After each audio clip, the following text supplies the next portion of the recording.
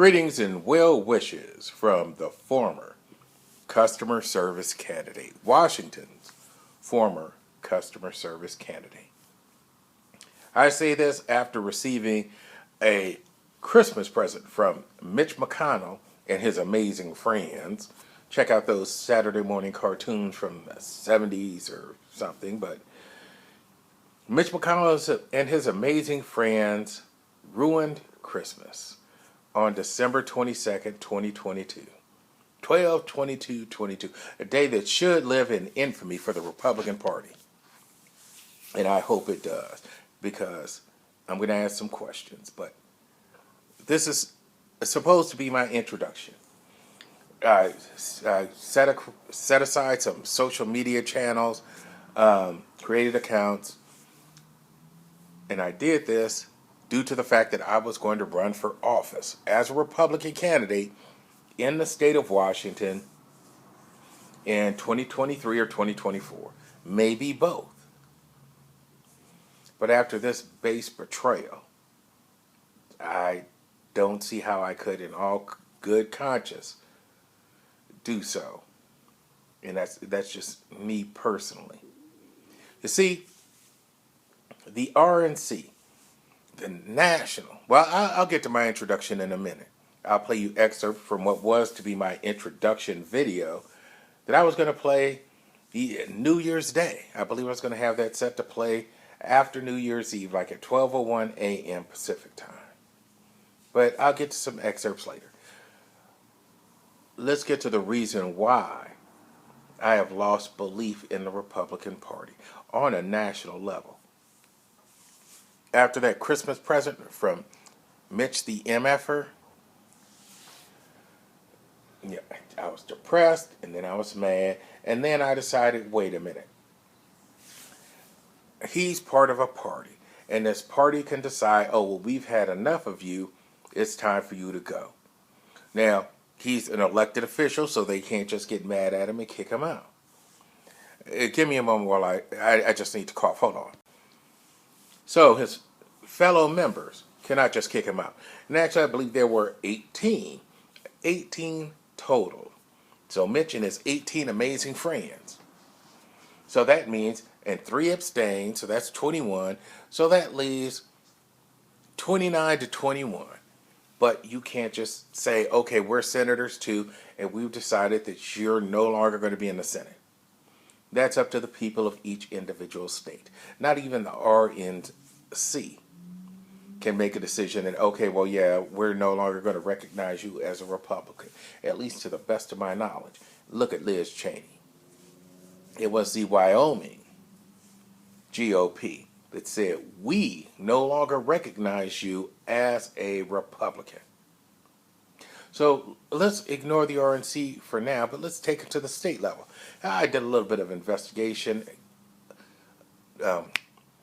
Mitch the MFer violated, from what I could tell, one of the rules, and I'll post it in a video tomorrow, for the Kentucky Republican Party, the KRP. So it will be up to them to look at this and remove him from the RSCC. So, dude, that's fine. We don't recognize you as a Republican any longer. And then primary him out the next time he comes up for re-election. Put a true conservative up against him. Now, that needs to happen to every senator who voted along with Mitch. That includes, what's his name? Lindsey Graham. Talk about a snake oil salesman. But I don't want to get too far afield. I will say this.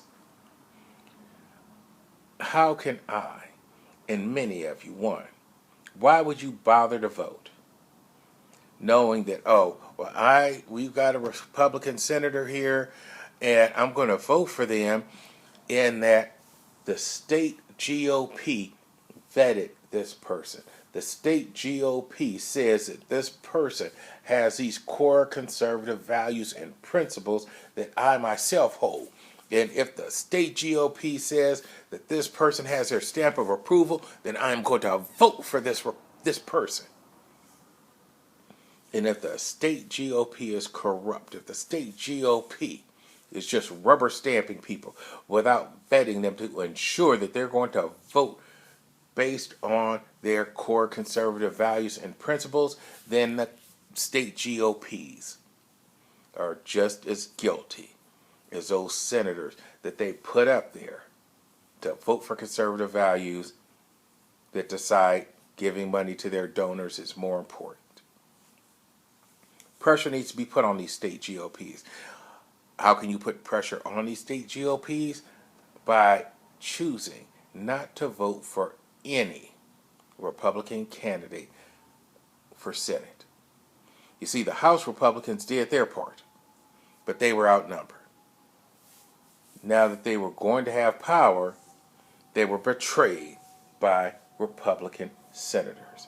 And if pressure is not put on the state GOP for each of those senators to disavow them, then why should you vote for any Republican senator? And I say that, though, yes, that would hurt my man Rand Paul, also from Kentucky.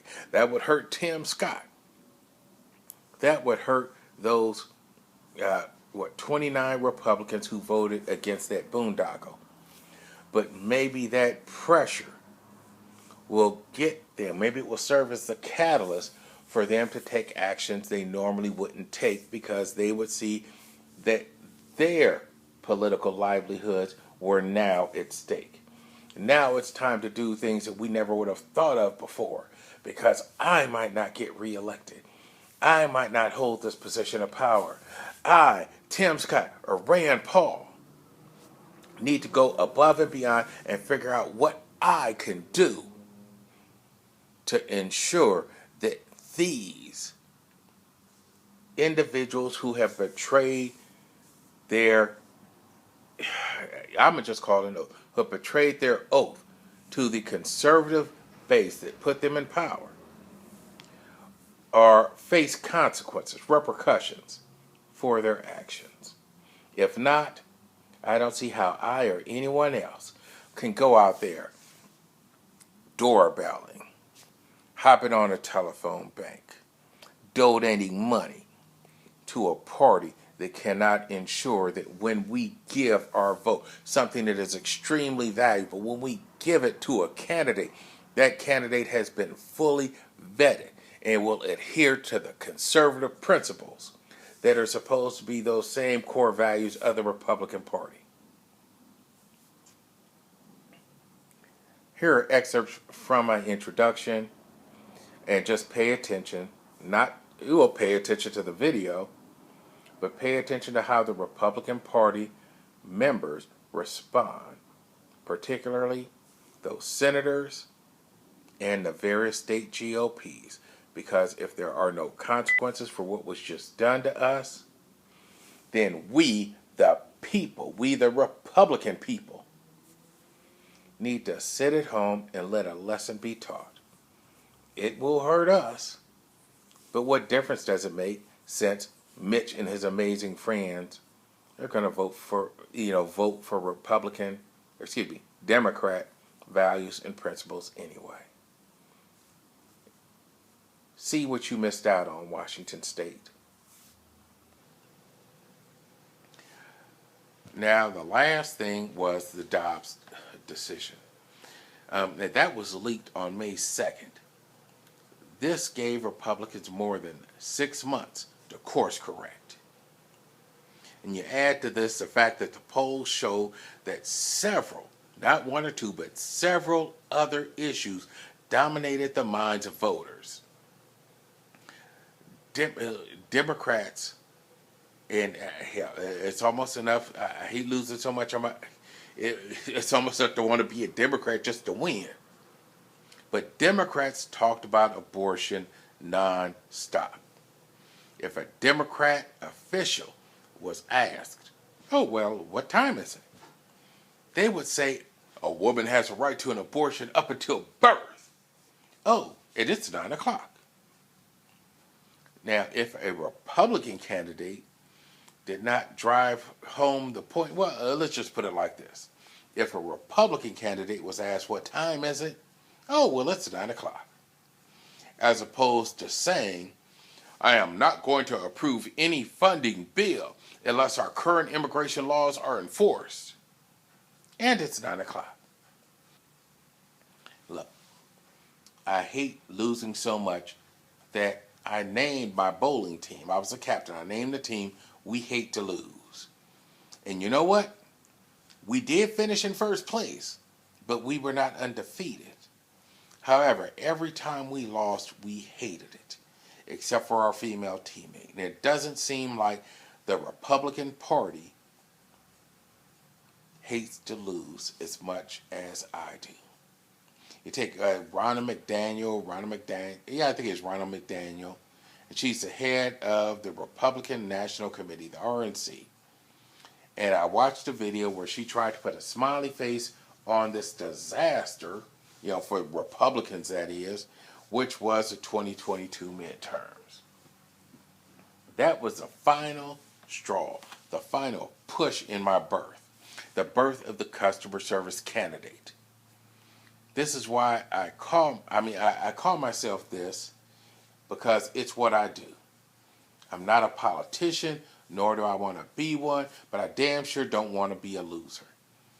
And if you think about it, customer service representatives are trained to listen to people and work to resolve issues in a manner that pleases their customer. In this case, the customer would be the constituents that I would serve in the state of Washington. And that is what I intend to do for my constituents, should I run. Work to resolve issues that make the majority of you happy. My messaging will be clear because your responses to my videos will be an indicator as to whether or not any policies I wish to implement are plans that you agree with, should I run for office. I believe that everyone who is not a criminal would like to see the crime stats drop. I believe that everyone who has a heart would like to see the homeless individuals participating as productive members of society instead of defecating on your porch. I have plans to rectify this and all of the other ailments inflicted upon Washington residents by those currently in power.